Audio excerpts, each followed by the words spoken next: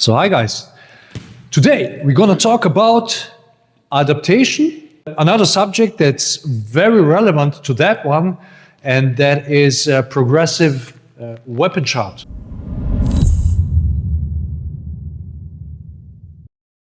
Which is the right technique for the right distance. Actually, it's pretty simple, like JKD is simple, but you need a lot of training and repetitions and drilling to get this to a kind of automation in your brain, right?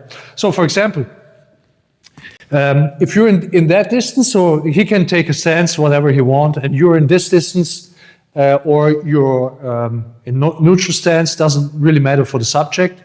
From here, you're not gonna use hook punches, right? From here, you're gonna shuffle to use your leg and kick the target that is suitable for your technique. So in this case, side kick to the knee, okay?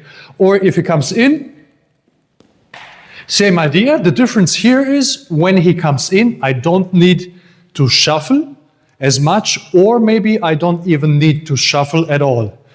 It could also be if he comes in, that I step back and use the side kick. So this is depending on the distance and your reaction time, and also how quick you could see that.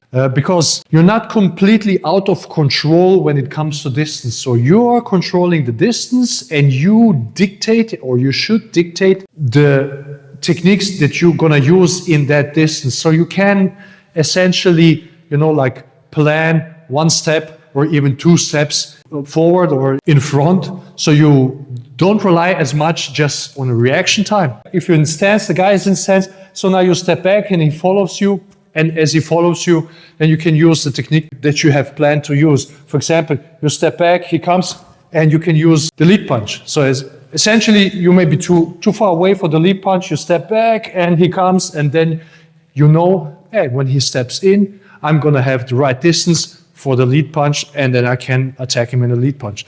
These are the targets. Okay, you have the knees, you have the groin, you have the head. So the targets at the head is the chin, is it the eyes, or even throat. So then you have a solar plexus or even ribs, okay, where you can kick and punch. So depending on the distance and the angle, you would attack these targets, and then you would use the suitable technique for that target. And that's not just the distance that dictates that, it's also the angle. You can use even the front kick to the kneecap or the side kick.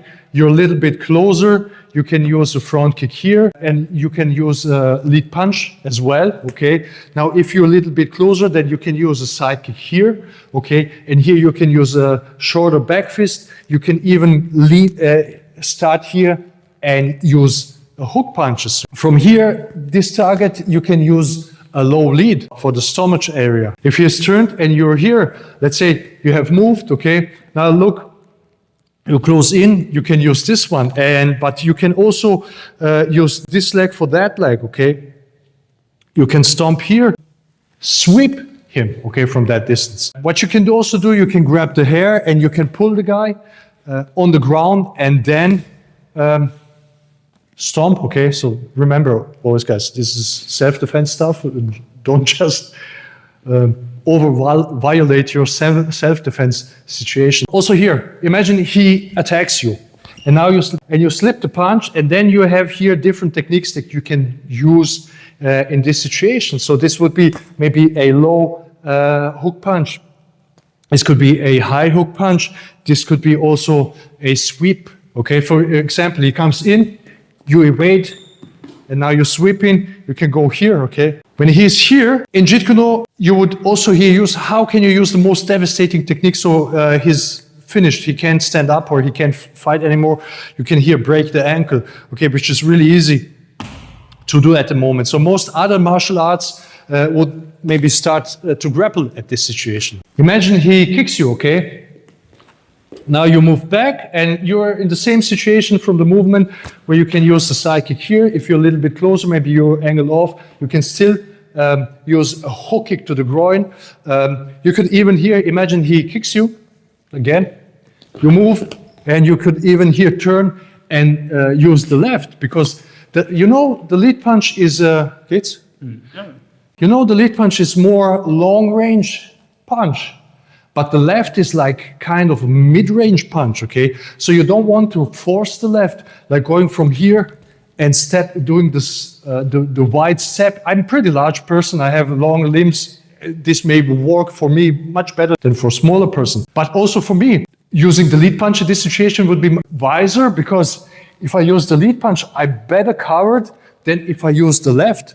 So now in that case, when he kicks and you move and then you're closer in, you can walk in with punches. If you deflect, for example,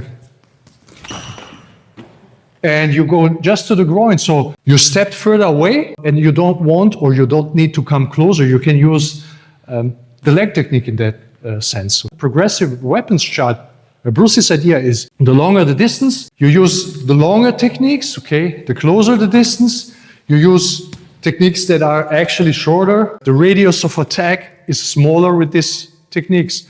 But there's an overlap, okay? So there's not like, so here I have to use the left.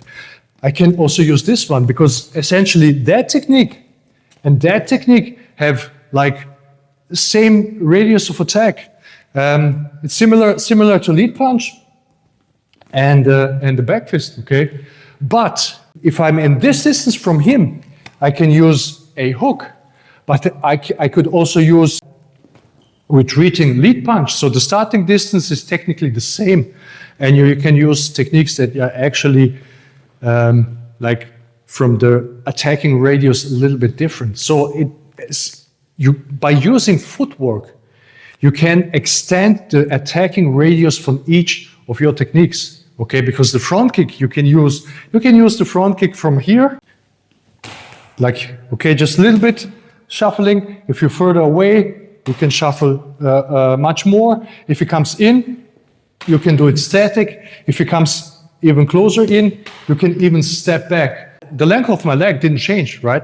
But by using footwork, I can adjust the moment where I'm going to use this technique. That's what, you know, Bruce said. There's no fixed pattern how you use that stuff.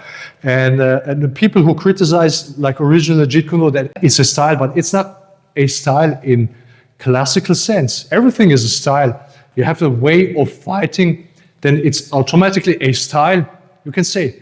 But it's not this classical, rigid way of fighting where you use one type of punches and doesn't matter the distance, you just use always this type of punches, for example, okay? A good example of progressive weapon charts is boxing. Boxing has a variety of punches in all distances. So long punches, short punches, even very short punches, and you can use the footwork, and using these punches you have long hook, okay? So where you punch forward, and you can even, if you're here, you can lean backwards and use the same hook, technically the same technique, but at a much closer distance. So, and that applies to any technique: side kick, front kick, hook kick. Okay.